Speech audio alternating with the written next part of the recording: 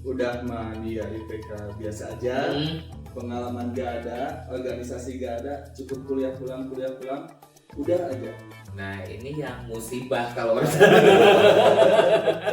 musibah gitu ya, ya udah sama kita nggak bisa menonjol secara akademik, kemudian kita secara soft skill nggak menjual. Selama wawancara kerja, apa sih dari kandidat-kandidat yang paling nyeleneh atau enggak yang paling aneh lah gitu?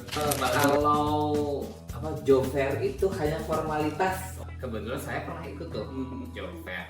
Saya dapat sekarung amplop coklat, isinya 300 lamaran. Bisa tebak nggak kan? Dari sekarung itu yang diterima sama saya berapa orang? Lihat sih mungkin 10 ternyata waktu itu yang akhirnya sampai ke kontrak kerja itu si pelamar ini istilahnya dia ekspektasinya ketinggian gitu ya. Ada juga waktu itu misalkan ketika interview dia malah bertanya, ini perusahaan apa ya? Gitu kan. Nah, saya malah balik nanya, nah kemarin kenapa bisa ngelamar ke saya gitu kan? Taunya dari mana? Tadi kan disebut harus berpengalaman nih. Sedangkan di luar sana suka ada yang komplain nih. Ya mau gimana pengalaman? Kan saya baru lulus. Orang saya baru lulus harus pengalaman dulu. Kan otomatis kita harus kerja dulu baru dapat pengalaman gitu kan. Ya. Itu gimana tuh? Kalau menjawab soal pertanyaan itu kita jual diri bahasanya ya. Betul. Jual diri dalam CV kita.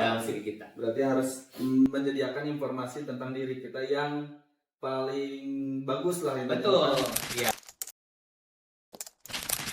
Selamat datang di episode paling jujur dan paling menyakitkan bagi para pekerja yang lagi nunggu kerjaannya sesuai passion. Terus kalau misalnya teman-teman yang di luar sana calon pekerja juga nih yang punya sifat gengsi mulai dari nol, pengen gaji langsung gede. Selamat teman-teman sudah menjalani resep menjadi pengangguran profesional. Nah sekarang kita kedatangan tamu yang tiap harinya suka ngurusin karyawan. Ketua Forum HR Kota Tasikmalaya. Selamat datang Pak Kang HR. Kang aja deh sama. Selamat datang Kang HR. Siap. Gimana kabarnya Kang? Alhamdulillah Kang. Alhamdulillah Masya Allah. Ini dengan Kang HR, Ketua Forum Kota Tasikmalaya. Silakan perkenalkan dulu Kang. Ya, halo teman-teman. Nama saya Alex Fritz. Saya kebetulan dari HR Forum Tasikmalaya, Kang. Ya. Nah, mungkin HR Forum ini sedikit perkenalan gitu ya. Kita ini adalah komunitas para HR yang ada di Tasikmalaya. Kita ini misinya pengen memperkenalkan gitu ya, bahwa ternyata di kota Tasik itu banyak loh perusahaan yang bisa jadi pilihan buat berkarir. Banyak ternyata ya. Nah, kami ingin dikenal oleh teman-teman di Tasikmalaya khususnya seperti itu. Pertanyaan pertama nih. Selama wawancara kerja apa sih dari kandidat-kandidat yang paling nyeleneh atau enggak yang paling aneh lah gitu? Yang paling aneh. Akang ya. Oke.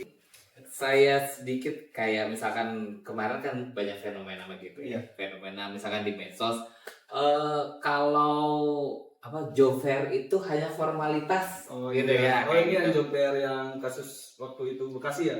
Nah, kayak di Bekasi kan sempat ada yang nyebut job fair itu formalitas. Kebetulan saya pernah ikut tuh job fair. Saya dapat sekarung amplop coklat. Sekarung amplop coklat? Iya. Yang karung beras ukuran 25 kilo itu kan. Kebayang.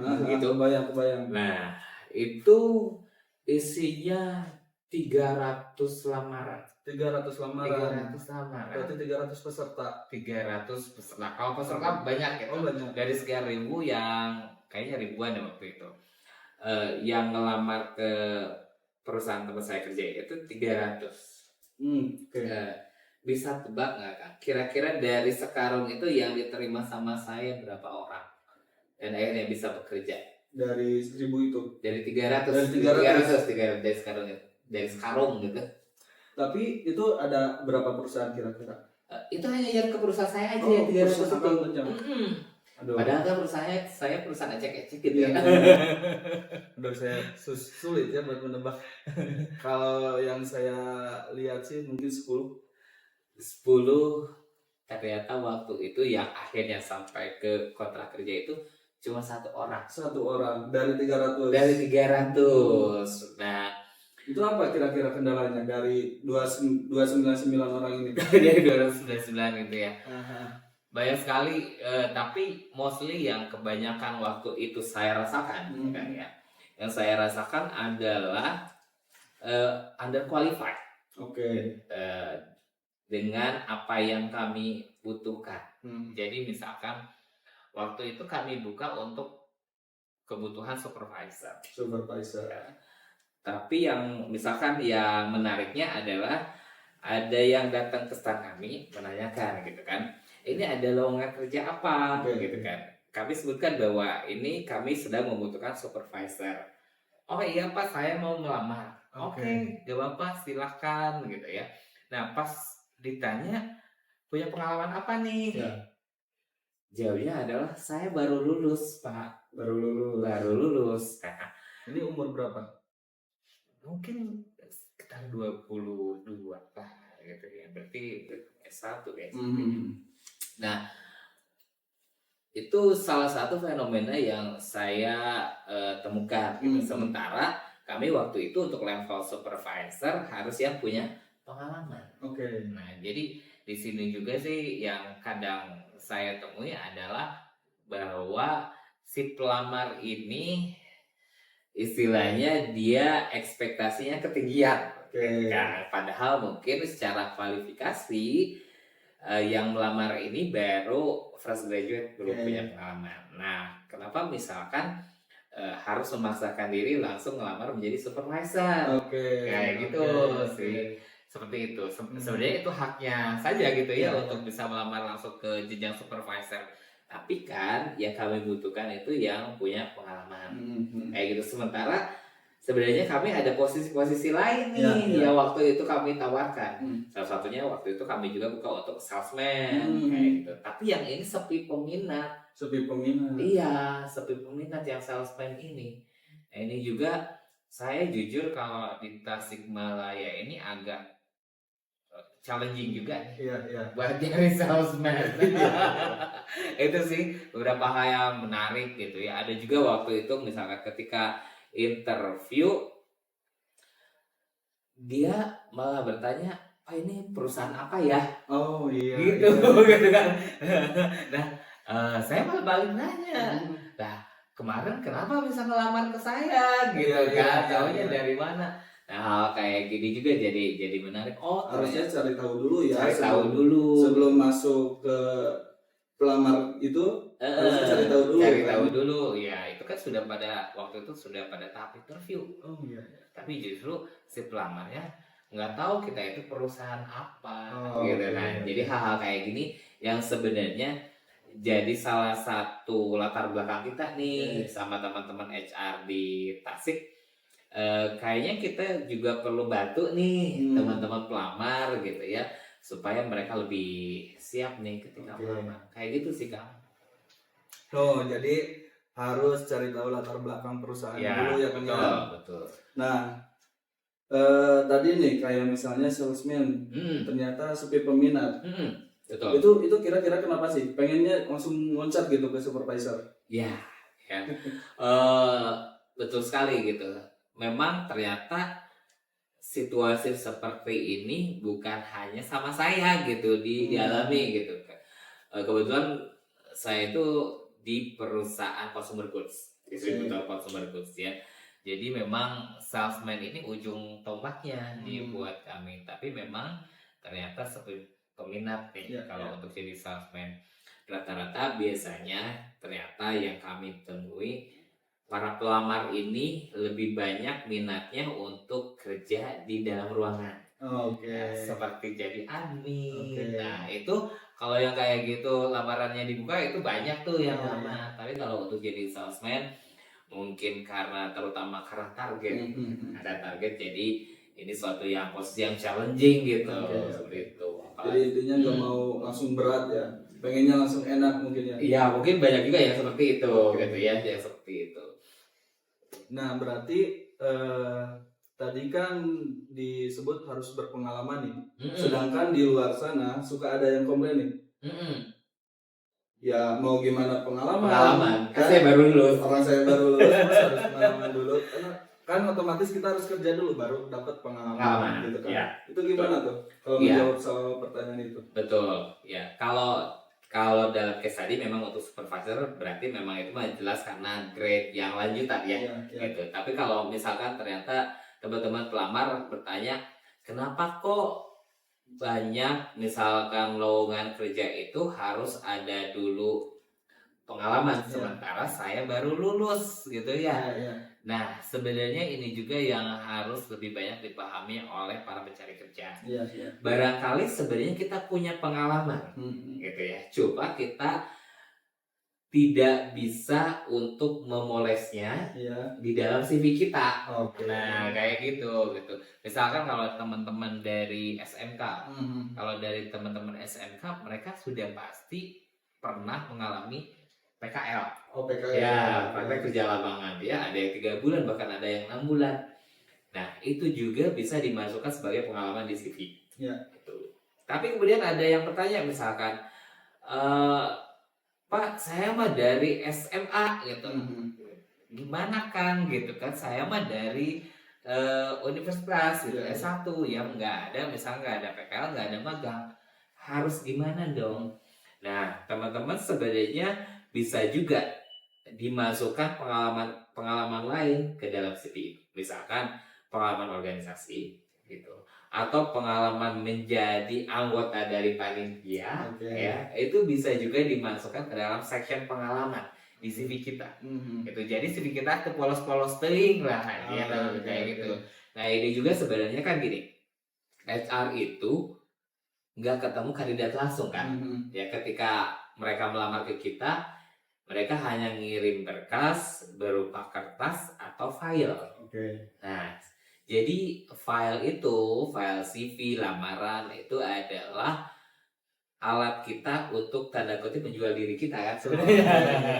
Nah, gimana caranya sih CV itu bisa memikat kita sebenarnya? Kayak gitu sih kan. Berarti pengalaman itu nggak perlu harus dunia kerja ya. Betul. Di organisasi pun bisa menjadi pengalaman kan. Betul. Atau kalau enggak kayak kemarin ada yang konsul pas di review CV-nya gitu.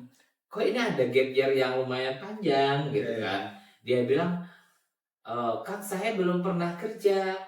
Oke deh, tapi saya pengen tahu dulu nih selama dalam tanda kutip masa nganggur ini apa sih yang pernah dikerjakan. Ternyata dia pernah jadi RT. Nah kan, kemudian dia pernah jadi anggota KPPS. Ini juga sama, ini pengalaman kok. Ini bisa jadi nilai jual. Ya, kenapa? Kalau saya lihat nih, oh ternyata dia pengalaman jadi RT. Ini suatu yang keren kalau menurut saya. Apa? Karena RT ini seorang leader loh, ya, yang dia harus melayani warganya yang sekian banyak. Dan pasti ketika jadi RT dia punya pengalaman untuk misalkan ngurus surat-surat lah, berhubungan sama masyarakat lah, gitu kan. Dia pernah mungkin harus presentasi, gitu kan, harus ngasih pidato sambutan. Nah ini sebenarnya jadi nilai tambah, gitu buat HR. Nah cuma masalahnya adalah mungkin para pencari kerja tidak tahu harus bagaimana mengkomunikasikan ini di CV-nya. Kayak gitu. Berarti intinya kita harus jual diri. Bahasanya ya. Betul. Jual diri dalam CV kita. Berarti harus menyediakan informasi tentang diri kita yang paling bagus lah. Betul. Ya, karena logikanya misalkan tadi ada yang ngelamar 300 orang. Gimana caranya CV kita itu bisa kelihatan di antara 299 CV yang lain kan? Kalau average aja kan nanti ya mungkin bisa dilewat sama HR ketika lagi screening. Tapi kalau ada suatu yang menarik gitu ya di CV itu, ya nanti ini bisa ini lolos screening nih, ini bisa dipanggil jadi ke tahap interview kayak gitu. Nah Kang, ada 2 kondisi nih, di mana ada salah satu study case dari mahasiswa. Dia itu rajin, Oke. baca buku rajin, Oke. ngerjain tugas rajin, sampai IPK-nya 3,5 bahkan sampai di atas. Hmm. Tapi ketika kegiatan di kampusnya itu dia nggak punya pengalaman organisasi, nggak ada relasi apa-apa, cukup dia hanya kuliah pulang dan belajar belajar terus. Itu gimana? Ada pengalaman nggak di situ kira-kira kan? Oke. Terkait misalkan IPK-nya tinggi, tapi misalkan dia tidak punya pengalaman organisasi yang lain. Kalau tadi ditanya sama Kang misalkan, ini gimana nih soal pengalamannya, terus kemudian di sisi HR kayak gimana nih, ini ada sesuatu yang menarik nggak gitu ya. Nah, bisa jadi memang HR mungkin akan melihat dari sisi IPK ini tinggi nih, gitu. Nah ini juga kalau saya pribadi sebagai yang suka ngerekrut, IPK itu kalau buat saya masih saya lihat, gitu ya. Bukan berarti akan percuma gitu. Buat apa sih IPK gitu ya? Mungkin IPK saat ini tidak merepresentasikan kompetensi atau keahlian kita di dunia kerja. Ya, karena mungkin ada gap antara dunia kerja dengan dunia pendidikan. Tapi seenggaknya ketika saya melihat IPK yang tinggi, saya melihat bahwa orang ini punya komitmen. Komitmen untuk bertanggung jawab terhadap kuliahnya, dia serius menjalaninya gitu. Dan ini juga pasti dia punya effort. Karena IPK tinggi tidak mungkin kalau dia tidak disiplin kuliah. Nggak mungkin juga kalau dia harus bolos-bolos terus. Jadi IPK tinggi kalau saya lihat, justru saya lihatnya dari perspektif soft skill-nya. Gitu. Karena kalau dilihat dari skill, mungkin ada gap lah gitu ya, gap antara dunia pendidikan dengan dunia kerja gitu. Kemudian apakah misalkan yang IPK tinggi ini bisa dilirik oleh HR? Lagi-lagi ini bakal subjektif gimana HR-nya. Tapi kalau bagi saya, kalau ternyata dia misalkan ada sisi menariknya, misal dari penelitian yang dia lakukan, gitu, dari skripsinya gimana nih, gitu, saya pengen tahu juga, gitu, dari sana. Kemudian ini dari skill lainnya, meskipun dia tidak punya pengalaman organisasi, ternyata dia di backup dengan hard skill yang baik, gitu, dengan soft skill yang baik. Misalkan dia IPK 3,5 sekian dari jurusan akuntansi. Meskipun misalkan dia tidak punya pengalaman organisasi, tapi saya mungkin akan lihat di section ini hard skill-nya gimana nih, akuntansinya gimana nih, gitu. Karena mungkin tidak setiap posisi juga butuh skill keorganisasian, gitu ya. Karena misalkan audit mungkin itu kalau orang introvert ya cocok juga di audit kayak gitu. Nah, jadi sebenarnya akan kita lihat bukan hanya dari sisi harus punya pengalaman organisasi gitu. Tapi kalau memang IPK tinggi plus pengalaman organisasi itu jauh lebih powerful kayak gitu sih. Kayak gitu, Kang. Nah, sekarang satu study case lagi. Udah mah dia IPK biasa aja, pengalaman gak ada, organisasi gak ada, cukup kuliah pulang, udah aja. Itu menurut Akang sendiri gimana? Nah, ini yang musibah kalau musibah gitu ya. Ya, udah sama kita nggak bisa menonjol secara akademik. Kemudian kita secara soft skill nggak menjual. Inilah musibah kalau menurut saya. Seenggaknya memang kalaupun IPK-nya kurang, IPK kecil, justru ini kalau lihat sama saya, ini musibah gitu ya. IPK sudah rendah, kemudian tidak di backup dengan soft skill yang mumpuni, gitu ya. Jadi nilai jualnya apa gitu? Karena kalaupun banyak sekali misalkan teman-teman yang IPK-nya kurang, tapi dia IPK kurang itu karena dia ngejar kegiatan-kegiatan yang lain untuk meningkatkan value dirinya gitu. Jadi kalau buat teman-teman sih sebaiknya kalau bisa balance itu lebih bagus gitu ya. Tapi ternyata kalau kita tidak bisa mengejar dua-duanya sekaligus, Yang pasti tadi kita cari value kita itu ada di mana, nilai tambah kita seperti apa. Oke. Gitu. Jangan sampai tadi dua-duanya malah di tingkat paling rendah gitu. Berarti menurut Akang kalau misalnya di ranking nih, kegiatan kita dengan perkuliahan itu lebih baik yang mana? Misal dari ranking 1 itu rekomendasi Akang akademiknya dikejar, organisasinya juga dikejar, misal gitu. Jadi seimbang kan? Atau yang kedua IPK pembelajaran materi gak perlu dikejar, tapi organisasi dan lain gak apa-apa dikejar. Misal kayak gimana tuh? Ya, kalau posisi paling ideal sih tadi ya, ketika kita bisa ngejar akademik gitu ditambah dengan organisasi, misalkan organisasinya boleh di dalam kampus atau di luar kampus, gitu, silakan gitu, itu nggak apa-apa. Tapi ketika misalkan kedua-duanya sama kita nggak bisa dikejar dengan maksimal, sebenarnya tidak ada yang harus dikorbankan, gitu ya. Di akademik pun kita coba untuk yang seenggaknya nggak hancur-hancur ting lah, gitu ya, seperti itu. Tapi jangan lupa kita, kalau saya saranin sih jangan cuma jadi mahasiswa kupu-kupu lah, gitu ya, kuliah pulang seperti itu. Tapi coba luangkan waktu tadi untuk berorganisasi, mau itu ikut UKM boleh gitu ya, atau ikut gerakan-gerakan apa silakan, atau mungkin kayak Pak saya mah nggak suka aktif di kampus gitu, saya pengennya di rumah gitu atau di luaran, itu silakan, bisa ikut komunitas atau kalau enggak volunteer, ya, atau kalau enggak part time. Ya ini zaman sekarang banyak nih teman-teman mahasiswa yang sambil kerja kayak gitu. Jadi kalau harus di peringkat sih tadi ya, yang paling ideal memang akademik jalan gitu ya, terus dari sisi organisasi jalan. Tapi seenggaknya kalau ternyata agak susah, ya kuliah pun tetap harus beres lah gitu ya. Nggak perlu sampai misalkan kita IPK 3,99 enggak lah gitu ya. Tapi misalkan tetap di angka IPK 3, sekian juga itu udah sangat bagus gitu. Tapi organisasi tetap jalan. Karena saya lihat sih pasti punya waktu kok, nggak mungkin dalam 1 minggu misalkan terus full gitu, nggak, pasti kita ada di mana waktu-waktu kita bisa ada jeda, ada istirahat gitu. Nah Kang, sebelum kita lanjut, haus gak Kang? Wah, haus rada udah mulai serat.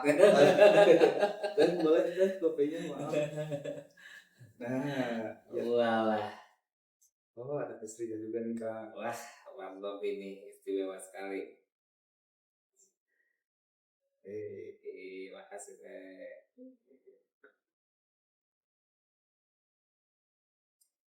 Nah, ini yang paling rekomendasi ya. Oh, ini kayaknya kalau saya bisa nebak ini apa? Cranberry cheese. Cheese ya. Ya. Kelihatan dari bentuknya ini kayak Betul. cranberry cheese. Siap, Nah, siap. Sambil ngobrol sambil makan ya. Boleh juga. Oh, siap Bang. Nah, lanjut ya Kang ya. Siap. Pernah gak kandidat yang datang itu langsung minta gaji 8 juta misalnya, di atas UMR lah, tapi dia emang mungkin ada pengalaman atau bahkan gak ada pengalaman juga pernah gak. Terus misal kerjanya pengen hybrid juga, pengen di dalam kantor juga, tapi padahal skillnya belum ada gitu ya. Ya, yang mungkin hal-hal seperti ini sangat lumrah kita temui sama